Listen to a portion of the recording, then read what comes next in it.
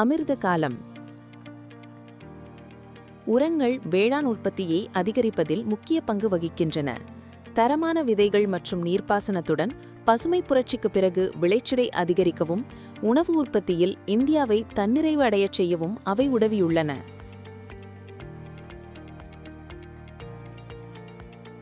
2014-15 நிதியாண்டில் 385.39 லட்சம் மெட்ரிக் டன்னாக இருந்த உர உற்பத்தி 2023-24 நிதியாண்டில் 503.35 LMT-ஆக அதிகரித்துள்ளது.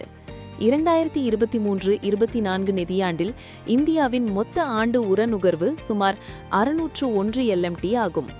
503 LMT உள்நாட்டிலேயே உற்பத்தி செய்யப்பட்டது, மீதமுள்ள 177 LMT இறக்குமதி செய்யப்பட்டது. இந்தியா இப்போது முக்கிய உரங்களில் ஏறக்குறைய தன்னிறைவு பெற்றுள்ளது.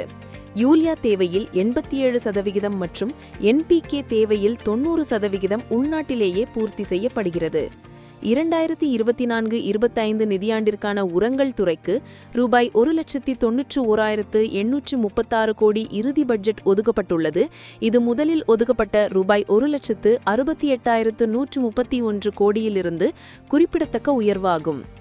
ஒரு தேசம் ஒரு உரம் திட்டம் அனைத்து மானிய உரங்களையும் பாரத் என்ற ஒரே பிராண்டின் கீழ் கொண்டு வந்து வெளிப்படைத்தன்மையை உறுதி செய்கிறது.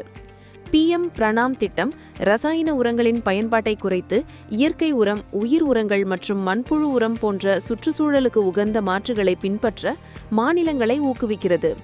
இதை வெற்றிகரமாக செய்யும் மாநிலங்களுக்கு ஊக்கத்தொகையும் வழங்குகிறது. அமிர்த காலத்தில் உரக்கொள்கையின் முக்கிய அம்சங்கள் சமநிலை, நிலைத்தன்மை மற்றும் புதிய கண்டுபிடிப்புகள்.